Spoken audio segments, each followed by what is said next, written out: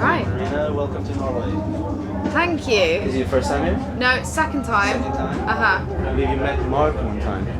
Yeah, I think we met at Stereo, yeah. Is it Stereo, the other one that's always here? Yeah. We met at backstage. It was, yeah. Stereo was good. I saw Royks up there and they were brilliant. Really? Yeah.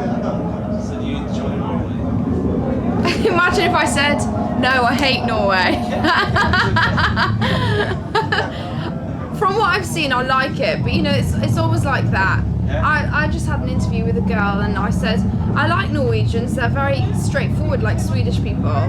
They don't have a lot of superficial thing. And she said, and she told me, you're wrong, and that she hated all Norwegian people.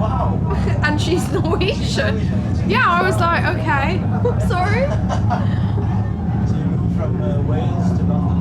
Or From Wales to Greece when I was 16, and then to London when I was 18. you didn't like Greece or? Yeah, I did, but I just went there for school. Like I couldn't make it as a singer in Greece. Okay. No way. So you're not big in Greece? Pardon? You're not big in Greece? I'm okay. I'm like, they know of me. No, you But if I had stayed there and done it, I wouldn't have cut through. Okay. Had to be in London. Yeah. Yeah. I also read something that you said you didn't really know what you were doing when you started making music. How do you feel about that now?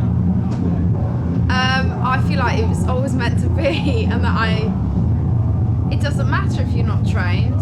I think, you know what, I think there are two types of long-term artists, successful artists. There are those that have been doing this since they were like 4 years old and were trained, and there are those that look like they would never do this, but they have a very innate musicality, and that's definitely what I have and possess. And hopefully I'll get better. Yeah. So do you feel like you always was gonna do something in music? Or? Oh, I knew from 10 years old that I would do something that made me get attention. And then when I was 15, I suddenly became obsessed, like possessed with becoming a singer, and so I did. Did you go to any music schools, any song lessons, or is it just come naturally? I did actually, but it was more like 19, 20 years old, because I was in London. Obviously it was too early to get signed. I'd only just started writing music, and so I went to 2 music colleges, but I was crap, and I hated it there because I was desperate to get signed. So when I was 22, I quit for the 4th time. I went to 4 unis,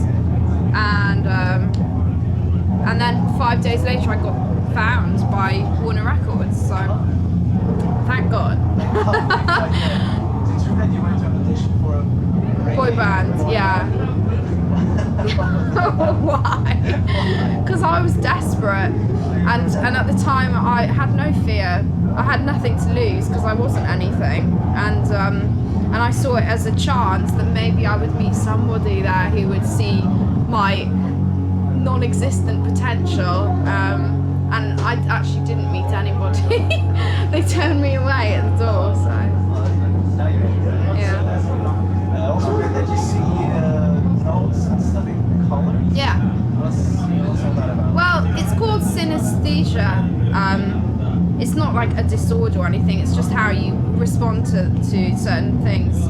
I didn't even realise that it was weird until I spoke to my sister and I said, do you see numbers and days of the weeks and people in colours? And she was like, no. And then I asked some other people and they were like, no. I was like, but isn't Monday red and Tuesday green and Wednesday blue, Thursday gold?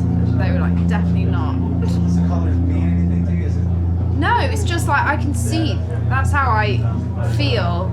Like when I'm writing music, certain chords are different colours, and that's, as I build an album and produce it, I base it on a kind of colour palette in my mind. I can't really describe it.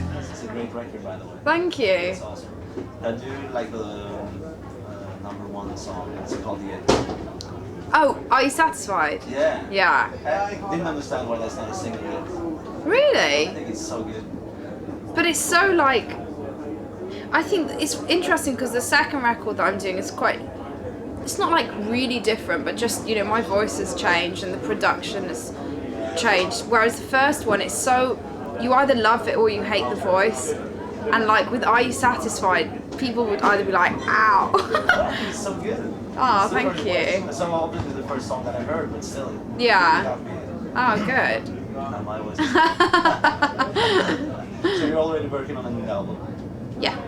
I never stopped from the first. I don't think you should like, if your management and your label are kind and they're wise, they won't make you, you know, work until you're burnt out. So for me, it's really important that I do interviews and I promote my record, but also that I still have time to actually do what I'm meant to do, which is right.